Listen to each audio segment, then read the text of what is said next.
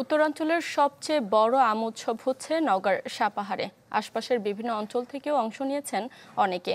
আরও জানাতে সরাসরি যোগ দিচ্ছেন হারুনুর রশিদ চৌধুরী। হারুন, জনসমাগম কেমন দেখছেন উৎসবে?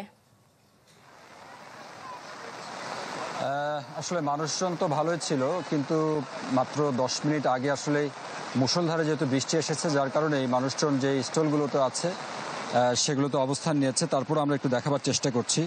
আপনি জানেন যে এই যে ম্যাঙ্গো ফেস্টিভ্যালটা অনুষ্ঠিত হচ্ছে সেটি নওগাঁর সাপাহার উপজেলায়, যেটি আসলে আমের বাণিজ্যিক রাজধানী খ্যাত এই জায়গাটি, সেখানে আসলে মূলত অনুষ্ঠিত হচ্ছে। মূলত 42টি স্টল এখানে এসেছে।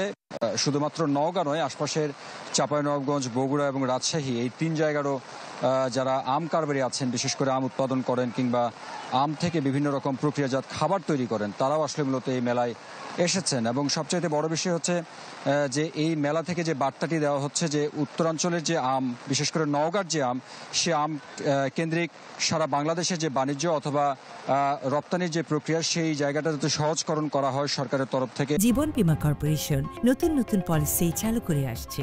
জীবন বীমা কর্পোরেশন এবং এই আমের পরিচিতি যাতে ব্যাপক হারে ঘটে, সেই জায়গা থেকে কিন্তু মূলত এটির আয়োজন করা হয়েছে বলে এখানকার জেলা প্রশাসন অর্থাৎ আয়োজক কমিটি যারা আছেন তারা আমাদেরকে জানিয়েছেন। একটু পরে আসলে এখানে কালচারাল অনুষ্ঠানের আয়োজন করা হয়েছে। স্থানীয় যারা শিল্পী আছেন তারা হয়তো এখানে সেই গানগুলো পরিবেশন।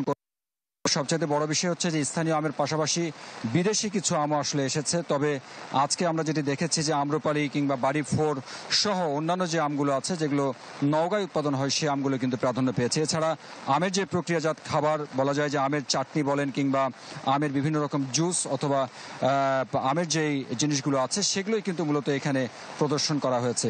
মোটামুটি এরকমটাই ছিল।